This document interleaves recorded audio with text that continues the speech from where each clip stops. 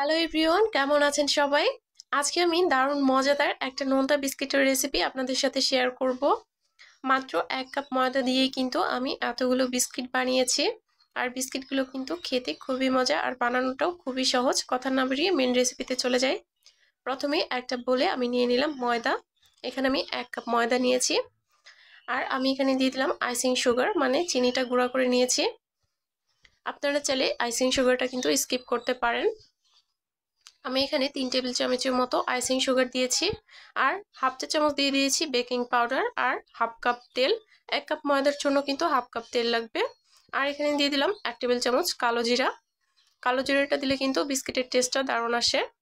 এগুলোকে আমি এখন খুব ভালোভাবে একটা চামচের সাহায্যে মিশিয়ে নিচ্ছি। তেলটা দিয়ে কিন্তু বিস্কুটের ময়ামটা করতে হয়, কোনোভাবেই এখানে জল দেওয়া যাবে না। যদি মনে হয় আর একটু লাগবে তাহলে কিন্তু তেলে দিতে হবে।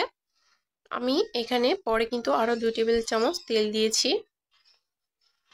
আর এখানে কিন্তু আমি লবণ দিয়েছি হাফ চা চামচ। লবণটা কিন্তু আমি চিনির সাথে ব্লেন্ড করে দিয়েছি, দেখতে পাচ্ছেন। এখন আমি একটা বোর্ডের উপর নিয়ে সুন্দরভাবে সেট করে নিচ্ছি।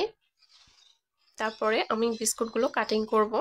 দেখতে পাচ্ছেন কিভাবে আমি সেট করছি, এটা কিন্তু দেখে বুঝে নিতে হবে। একদমই সমানভাবে করতে হবে যেন কোনো পাশে বেশি কম না হয়। তারপরে সুন্দরভাবে কাটিং করে নিতে হবে। আপনারা চাইলে অন্য কোনো শেপও দিতে পারেন, আপনারা চাইলে কিন্তু এখানে গোল শেপও করতে পারেন।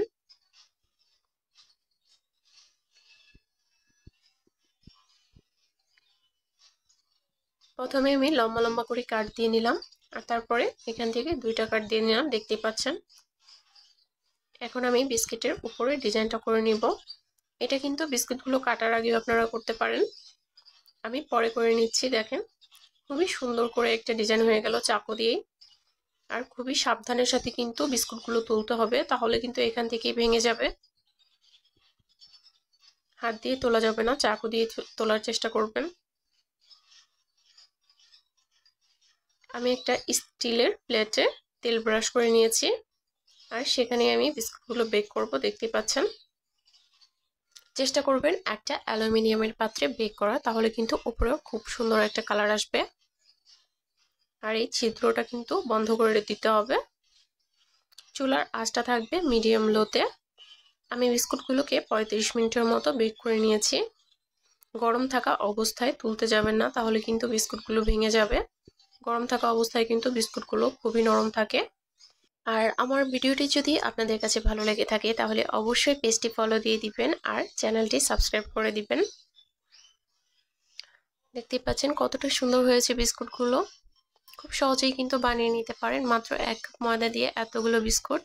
আরও একটা টিপস আমি আপনাদের সাথে শেয়ার করি, সেটা হচ্ছে বিস্কুটগুলো কাটার আগে কিন্তু আপনারা ডিজাইনটা করে নেবেন। আমি কিন্তু কাটার পরে ডিজাইনটা করেছি, সেজন্য আমার বিস্কুটগুলো কিন্তু তুলতে একটু প্রবলেম হয়েছে।